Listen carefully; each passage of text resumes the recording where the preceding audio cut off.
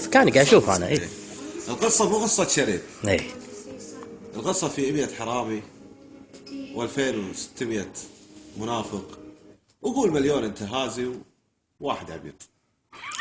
لا لا لا, لا. القصة مو قصة شريف، القصة في 100 حرامي اي وقول مليون انتهازي وواحد عبيط. اوكي. ماني قادر افهم شلون المواطن فجأة يصبح مو مواطن، والحرامي ابن الحرامي ابن الحرامي عايش ومرتاح وساكن، وانا ادفع دم قلبي على الايجار، والديرة مليانة اماكن.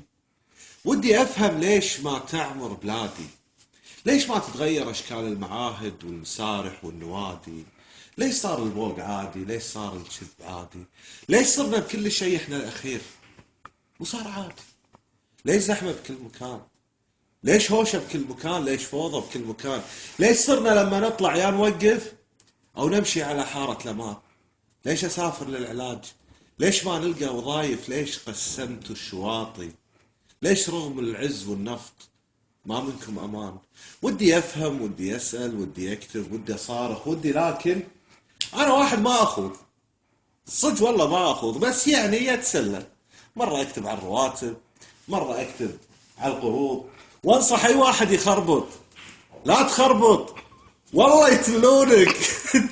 انت من صدقك تحس من قلت الديرة بتضبط شي تستعبط، والله يتلونك يهزئونك، اضبط حالك لا وحياتك يضبطونك. حتى لو تشوف اسكت، لو تشوف البوق اسكت، لو تشوف الظلم اسكت، اسكت قصر حسك لا يسمعونك يسفرونك. خلنا يا اخي مرتاحين متهنين منثبرين، واحنا يعني لو نتسفر يعني وين؟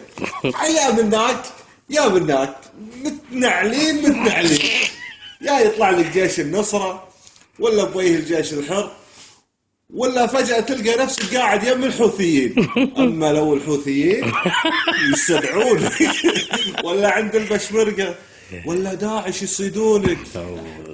تدري داعش لو صادوك يصير يشقونك. ما هو شيء يضحك والله.